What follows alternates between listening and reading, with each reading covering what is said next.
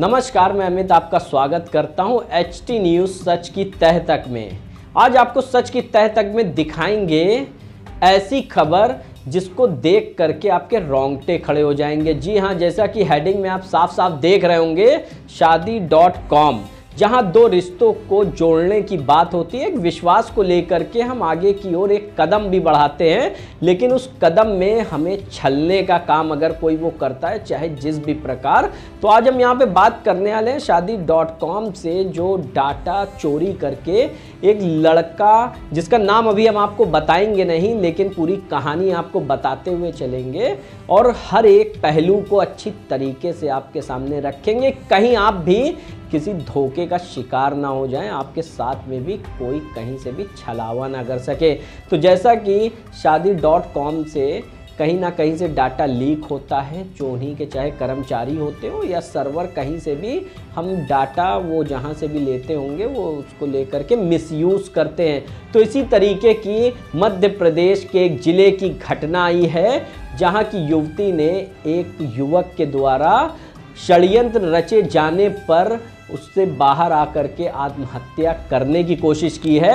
उसने हमारे चैनल को एक ऑडियो भेजा है और उसके अंदर अपनी पूरी आप बीती बताई है कि कैसे उस युवक ने उसके साथ में षड्यंत्र रच करके उससे पैसों की उगाही की और उसने, लड़की ने आत्महत्या करने की भी कोशिश की, लेकिन कहीं ना कहीं उसको ये बात आगे लेके आई जैसे देश में महिला बहुत तेज़ी से आगे बढ़ रही है। यही सारी बातें देख करके वो भी आगे बढ़ के आई, कहीं वो युवक किसी और भी युवती के साथ में ऐसा धोखेबाजी ना कर सके।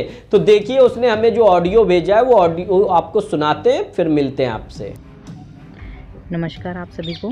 आज अपना देश डिजिटल भारत हो गया है। बहुत ही तेज़ी से भारत आगे दौड़ रहा है। इसी भागदौड़ में डिजिटल इंडिया में जुड़े युवा युवती सोशल साइट्स के शिकार हो रहे हैं, जिसमें मैं अपना नाम बदला हुआ कल्पना, खंडवा मध्य प्रदेश की रहवासी हूँ। कुछ दिनों पहले मैंने JS पे एक अपनी जीवन साथी पे एक ID बनाई थी शादी के सिलसिले में, जिस ID में मुझे एक दीपक विश्वकर्मा नाम के लड़के ने रिक्वेस्ट भेजी। शादी के सिलसिले में बात हुई और आगे बात बढ़ती रही। उसके कुछ दिनों बाद उसने मुझसे पैसों की डिमांड की, दहेज को लेके बातें की और कुछ दिनों तक मुझे मेरा मानसिक शोषण करा। उसके बाद उसने मुझे फ़ोन करना ही बंद कर दिया और मेरी तरफ से फ़ोन जाता था तो वो फ़ोन उठाना उसने बिल्कुल बंद कर दिया। मेरे नंबर सारे ब्लॉक कर दिए और जब मैं दूसरे नंबर से कॉल करती तो भी मुझे पैसों का डिमांड करता और मेरे वो नंबर भी वो ब्लॉक कर देता। मुझे धमकियाँ दी कि अगर तुमने मुझे पैसे नहीं दिए, 2 लाख रुपए की मांग करा उसने मुझसे और कहा कि मेरी तुम्हारी पिक्चर सारी मेरे पास है सोशल साइट्स पे, पॉर्न सोशल साइट्स पे, मैं इसको वायरल कर दूँगा अगर 2 लाख रुपए नहीं दिए। मैं बहुत डर गई। डर के कारण मेरे मन में बहुत से उल्टे ख्याल आए कि मैं सुसाइड कर लूँ या कुछ भी। फिर मैंने सोचा कि मैं क्यों सुसाइड करूं, ऐसा वो आज मेरे साथ कर रहा है तो कल को वो मेरी और बहनों के साथ भी कर सकता है। इसी के साथ मैंने ये डिसाइड किया कि मुझे इसको पकड़ाना है, इस पापी को, क्योंकि आज ऐसा कर रहा है तो ये कल भी ऐसा करेगा। इसका धंधा बंद नहीं होगा। इसने मुझे कहा कि मेरा बिजनेस है, मैं यहाँ से बिजनेस करता हूँ, वहाँ से, सब कुछ झूठ कहा और ये भोपाल का रहने वाला है, ये भी मुझे ऐसा उसने बताया था।